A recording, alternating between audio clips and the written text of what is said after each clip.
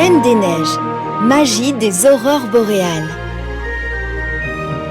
Elsa, Anna, Christophe, Olaf et le reine Sven, c'est-à-dire tous les amis d'Arendelle, sont partis à la découverte des trolls, les mystérieuses créatures du Nord. L'un d'eux, Little Rock, accourt pour leur souhaiter la bienvenue et leur montre avec fierté ses magnifiques cristaux. Il les a gagnés en démontrant ses capacités. Mais il ne pourra les utiliser qu'à la cérémonie qui aura lieu cet automne, durant laquelle les trolls célèbrent les aurores boréales, des lumières de couleur qui brillent très haut dans le ciel. Hélas, le petit Little Rock ne peut pas participer à la cérémonie, car l'un de ses cristaux ne brille pas. C'est son cristal de pistage.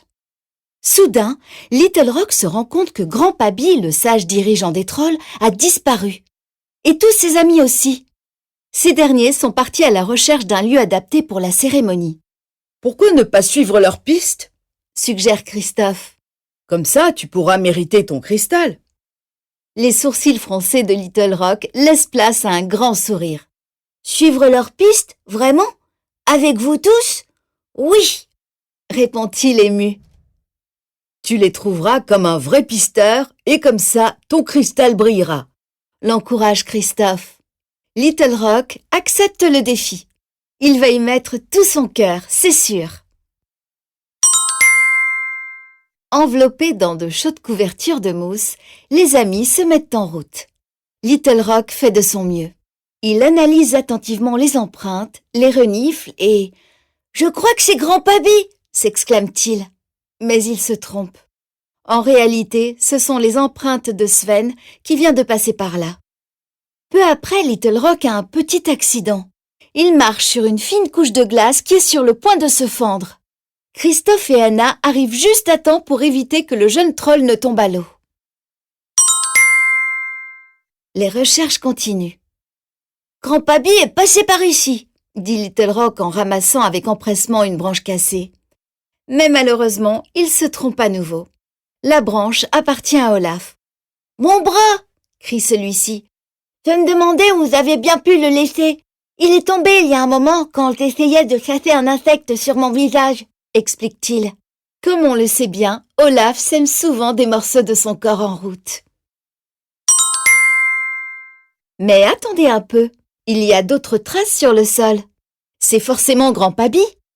Le troll suit les empreintes qui le mènent jusqu'à un rocher. Là, les amis trouvent un grand traîneau recouvert de neige, juste en contrebas.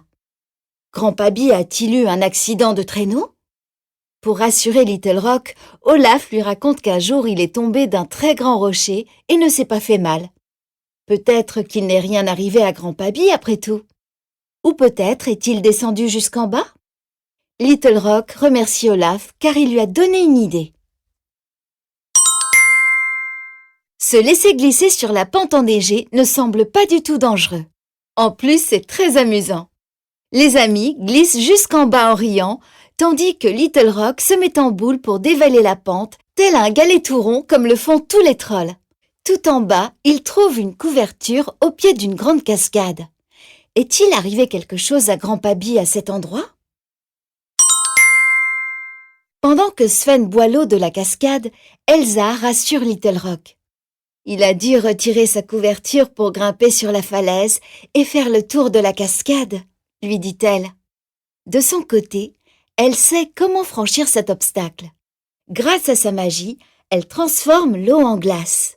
Ils vont pouvoir l'escalader facilement. Peu à peu, les escaladent la chute d'eau grâce à leur pic à glace et à leurs cordes.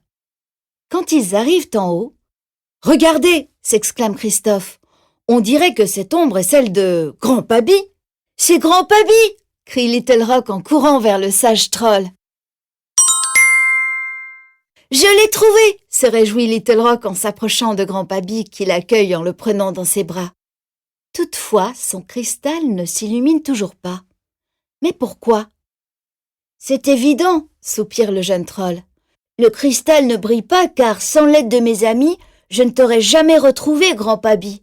J'aimerais remercier Elsa et les autres pour m'avoir donné de bons conseils. Ils m'ont encouragé et m'ont évité bien des soucis. » Grand Pabi se réjouit de l'entendre parler ainsi. Tu as bien raison de remercier tes amis, Lui dit-il. Tu as découvert ce qu'il faut pour être un bon pisteur, car seul un bon pisteur sait qu'il a besoin de l'aide de ses amis. Regarde ton cristal. À ce moment, le cristal se met à briller. Little Rock a réussi. Ses amis l'entourent pour le féliciter. La cérémonie d'automne peut commencer. Tous les trolls lèvent leurs cristaux vers le ciel et les pierres magiques reflètent les couleurs des aurores boréales plus belles que jamais. C'est un véritable spectacle qui s'offre à eux et ils a le rend encore plus impressionnant. Dans un mouvement de bras, elle crée un flocon de neige géant et éclatant qui illumine tout le ciel. De retour dans la vallée, les trolls sont très contents. La cérémonie a été un succès. Les aurores boréales brillent plus intensément que jamais. Ils se souviendront longtemps de ce jour. Surtout Little Rock, l'excellent pisteur.